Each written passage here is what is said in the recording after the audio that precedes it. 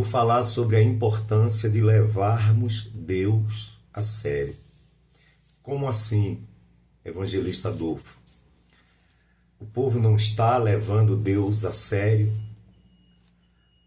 Muita gente não. Muita gente está achando que Deus é o seu parceiro, né? Que pode tratar Deus de qualquer maneira ou de qualquer jeito. Porém, nós temos que aprender a levar Deus a sério. Por quê? Porque Deus é santo. Ele é santo e Ele é santo. E a sua santidade não pode ser manchada de maneira alguma. Então Deus é santo. E Ele não compactua com uma pessoa que despreza a sua palavra, que não o leva a sério. Deus, Ele é santo, né? E não compactua com uma pessoa que despreza a sua palavra. Ele não tem por inocente a uma pessoa que é advertida 1, 2, 3 vezes para abandonar o seu pecado e ela não dar crédito à sua palavra. Então Deus adverte as pessoas. Deus adverte homens e adverte mulheres para que essas pessoas abandonem o seu pecado. Não só o crente que está no pecado, porque tem muitos que estão no pecado, mas as pessoas que estão no mundo. Deus, Ele levanta os seus profetas, levanta os seus discípulos e discípulas para alertar os seres humanos acerca dos seus pecados, para que esses venham se converter e possam ser salvos e não condenados. Porque a vontade do Senhor não é condenar, mas o pecado que a pessoa pratica, esse pecado leva as pessoas à condenação. E um dos pecados é o pecado da incredulidade, né? Infelizmente, muitas pessoas não levam a Deus a sério por causa da incredulidade que está no seu coração. Em 1 Samuel capítulo 3, versículo 11 diz assim: E disse o Senhor a Samuel: Eis aqui vou eu a fazer uma coisa em Israel, a qual todo o que ouvir lhe tinarão ambas as orelhas. Naquele mesmo dia suscitarei contra Eli tudo quanto tenho falado contra a sua casa. Começá-lo-ei e acabá-lo-ei, ou seja, eu vou começar e vou acabar. Porque já eu lhe fiz saber que julgarei a sua casa para sempre, pela iniquidade que ele bem conhecia, porque fazendo-se os seus filhos execráveis, não os repreendeu. Ou seja, ele foi alertado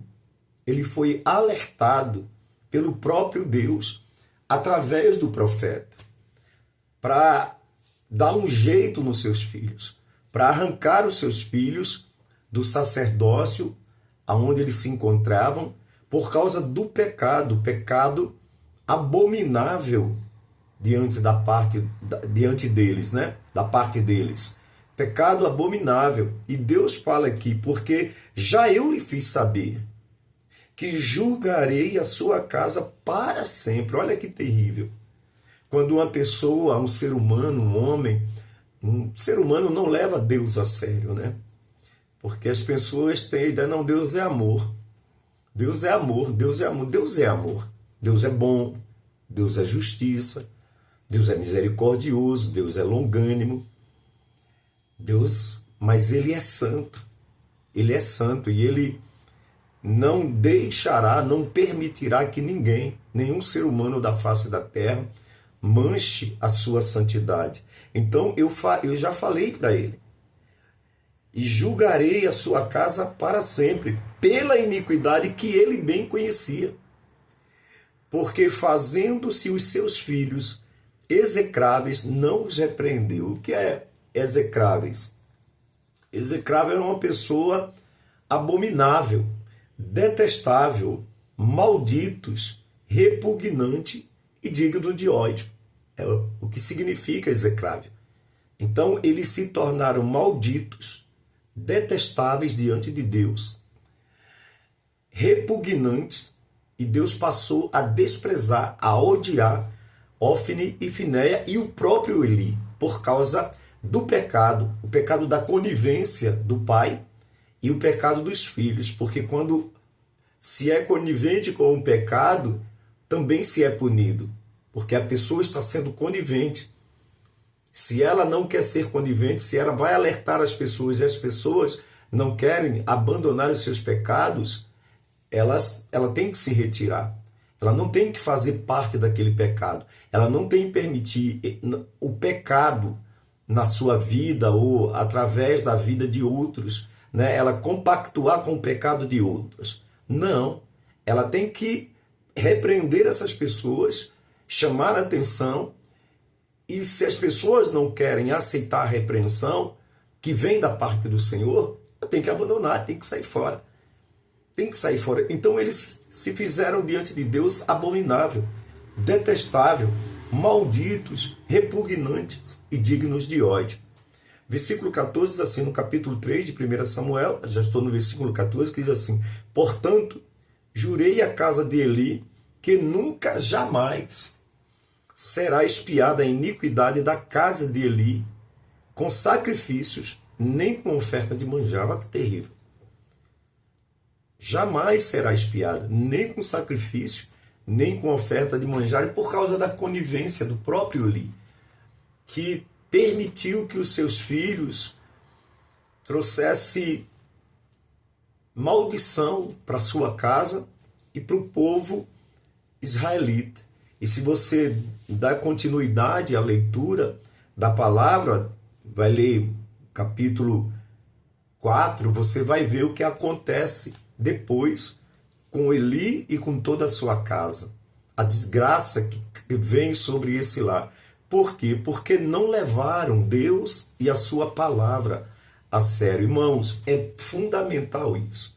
E as pessoas não estão levando Deus a sério. Não estão levando o Senhor e Salvador a sério. Eli não levou Deus a sério. Mesmo ouvindo a palavra de Deus, a palavra do Senhor, ele não se preocupou em restaurar o altar, tirando os seus filhos dali, arrancando os seus filhos, enviando soldados para ali e mandando esses soldados arrancar, destituir os seus filhos do sacerdócio e colocar pessoas fiéis ali para estarem diante de Deus.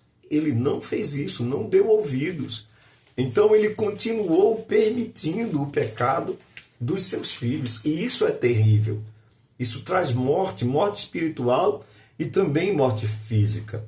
Então quando nós desprezamos as palavras ou a palavra do Senhor, nos tornamos também execráveis diante deles. Nos tornamos também abominável, detestável, malditos, repugnantes e dignos de ódio diante do Senhor. Por quê? Porque desprezamos a palavra do Senhor. Não levamos Deus a sério. Veja bem, em Apocalipse capítulo 3, olha o que o Senhor diz. Apocalipse capítulo 3, de Apocalipse, versículo 14. Olha o que o Senhor fala da igreja de Laodiceia. Essa igreja, se ela não se consertasse, e o Senhor vem e alerta a igreja ali, ela iria, o próprio Senhor disse que iria vomitar essa igreja, ou seja, essa igreja iria se tornar abominável, repugnante, detestável e digno de ódio do Senhor. Olha o que diz a palavra. E ao anjo da igreja que está em Laodiceia, escreve, ao anjo da igreja, isso diz o Amém, e a testemunha fiel e verdadeira, o princípio da criação de Deus. Eu sei as tuas obras, que nem és frio nem quente. Tomara que foras frio ou quente. Assim, porque és morno e não és frio nem quente, vomitar-te-ei da minha boca. Ou seja, o que você precisa ser? ou frio ou quente, não pode ser morno. Porque o morno, ele despreza a palavra do Senhor. Ele não dá crédito à palavra do Senhor. Então, havia uma decadência espiritual muito grande ali. Então, Eli estava morno e os seus filhos estavam mornos também. Não davam, e o próprio povo ali estava entrando numa mornidão espiritual, não dando mais crédito à palavra do Senhor. E o que é que acontece? Você vai ler no capítulo 3, capítulo 4 de 1 Samuel, você vai ver o que acontece com Eli, com toda a sua casa e o povo. E a arca ainda é levada pelos filisteus. A arca do Senhor, aquilo que eles confiavam, que garantia proteção para eles, naquele momento ali, é levada pelos filisteus, porque Deus permite que tudo seja tirado e que a morte entre, tanto a morte física quanto a morte espiritual, como a morte em todas as áreas da vida desse homem, dessa mulher, que zomba, que escarnece, que despreza, que não leva a Deus a sério.